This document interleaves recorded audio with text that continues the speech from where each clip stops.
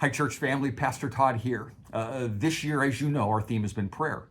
And so we've been talking a lot about communicating with God and communing with God. And we started out the year, I preached a sermon series on prayer in our life groups. We've been studying prayer in our teaching and preaching ministries.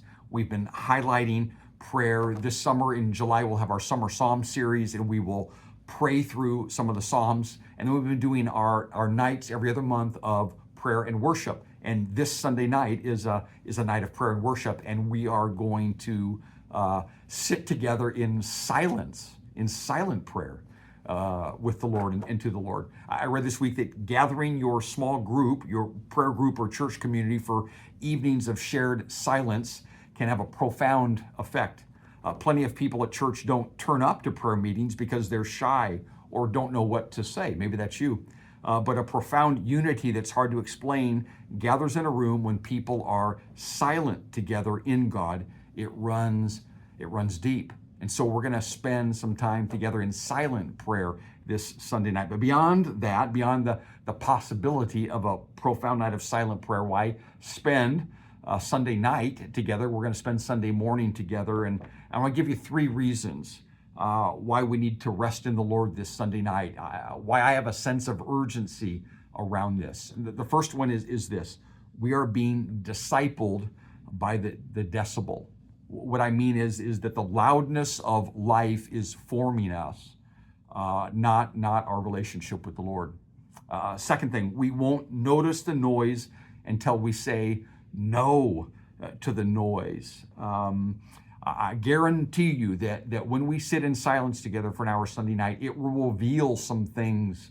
God will reveal some things about us, and we will want to seek a different rhythm in our life. And the third thing is the busyness of life is negatively impacting the blessing of the Lord. Because we are going, there are good gifts that are good God wants to give us that we're not ready to receive. So 1, we are being discipled by the decibel. 2, we won't notice the noise until we say no to the noise. And 3, the busyness of life is negatively impacting the blessing of the Lord. So let's make this night of prayer and worship a priority. We're in 1 Kings. We're studying 1 Kings. And we're going to get to 1 Kings 19. But I want to jump ahead and I want to read 1 Kings 19, verses 11, 12, and 13. The Lord said, and this is to Elijah, "Go and stand on the mountain in the presence of the Lord, for the Lord is about to pass by." And then a great and powerful wind tore the mountains apart and shattered the rocks before the Lord, but the Lord was not in the wind. And after the wind there was an earthquake, but the Lord was not in the earthquake. And after the earthquake came a fire, but the Lord was not in the fire. So lots of noise, lots of loud.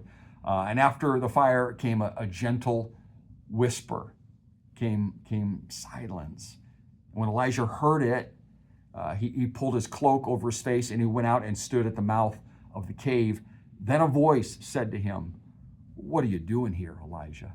Then Elijah heard the Lord. In the silence, he was able to hear from God. So let's make this night of prayer and worship a priority. So I will see you all Sunday morning and Sunday evening. Bethel Church of Houston, I love you.